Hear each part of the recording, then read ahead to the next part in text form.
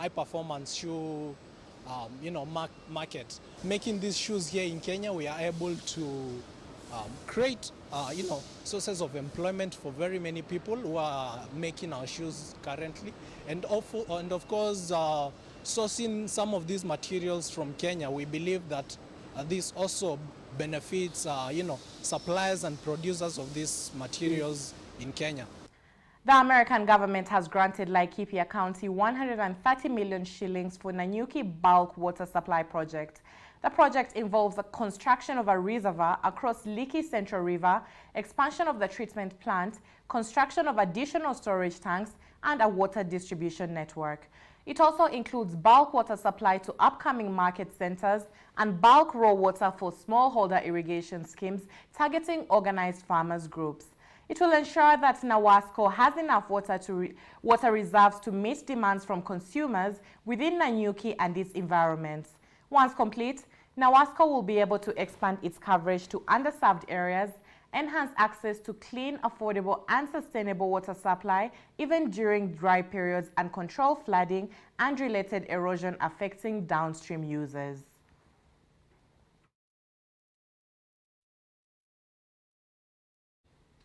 We'll now take a quick look at how the forex market is performing.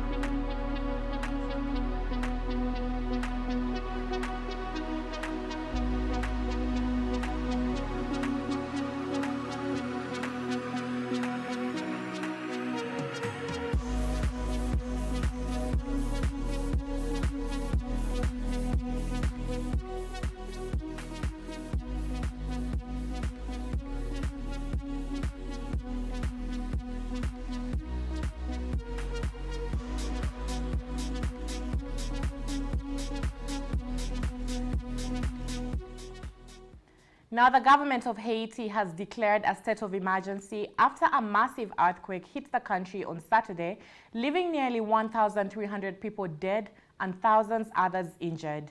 Rescue operations are underway with fears that the death toll is likely to rise.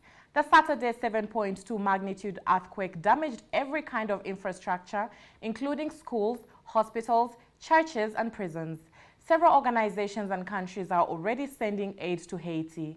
The Dominican Republic and Mexico sent desperately needed food and medicines by air and across Haiti's land border. Colombia sent search and rescue personnel, while the U.S. dispatched vital supplies and deployed a 65-person urban search and rescue team with specialized equipment. The tragedy comes 11 years after another major earthquake which killed more than 200,000 people.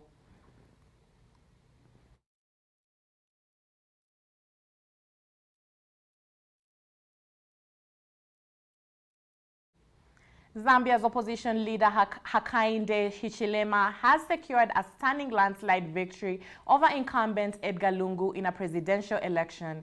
The Electoral Commission said Hichilema got over 2.8 votes against Lungu's slightly more than 1.8 million.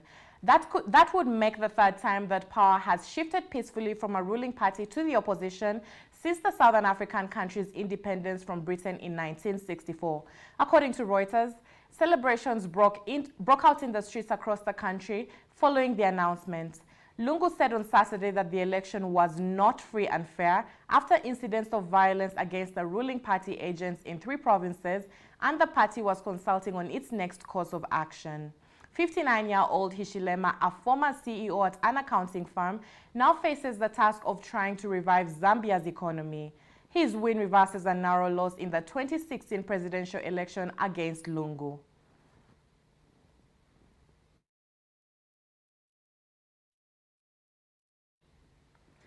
The Taliban has declared the war in Afghanistan over after its fighters swept into the capital, Kabul, and President Ashraf Ghani fled the country.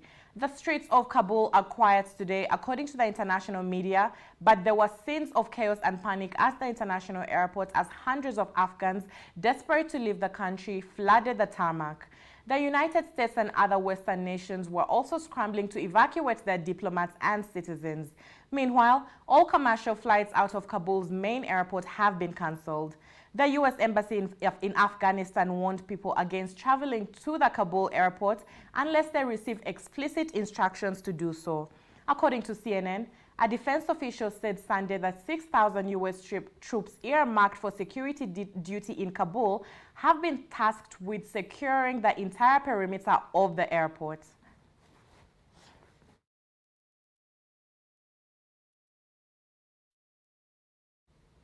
Now, oil prices have fallen more than 1%, dropping for a third session after official data showed that refining output and economic activity slowed in China, in an indicator that fresh COVID-19 outbreaks are crimping the world's second-largest economy. Brent crude was down 90 cents at $69.69 a barrel, and U.S. oil fell by 97 cents to $67.47 a barrel. According to Reuters, factory output and retail sales growth slowed sharply in July in China, missing expectations as fresh outbreaks of COVID-19 and flooding disrupted business activity. China's crude oil processing last month also fell to the lowest on a daily basis since May 2020 as independent refiners cut production amid tighter quotas, elevated inventories, and falling profits.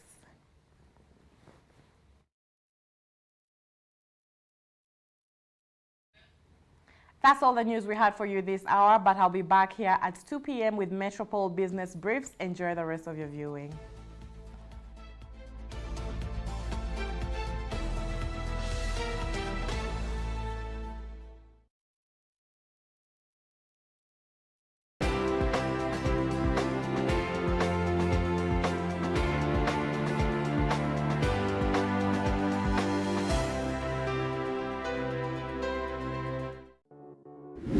There's so many reasons to love sport, but one thing stands out. Numbers. Straight from the big leagues, Which is the biggest team in the English Premier League? it is the numbers that make them stand out. Even when the muscles define the game, the numbers add value to the stats. Every swing comes with the number.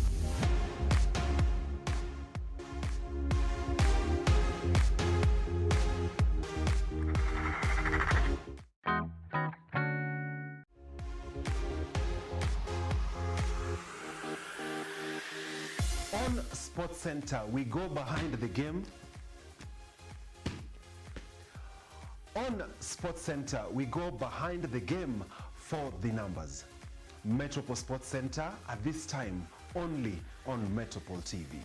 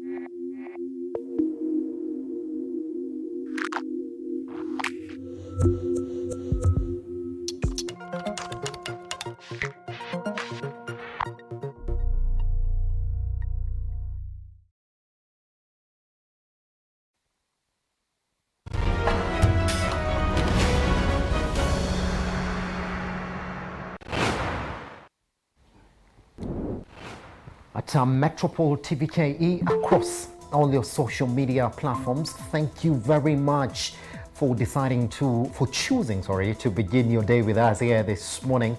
My name is Simba Elijah Charles Kiage. We have a jam-packed session for you this morning.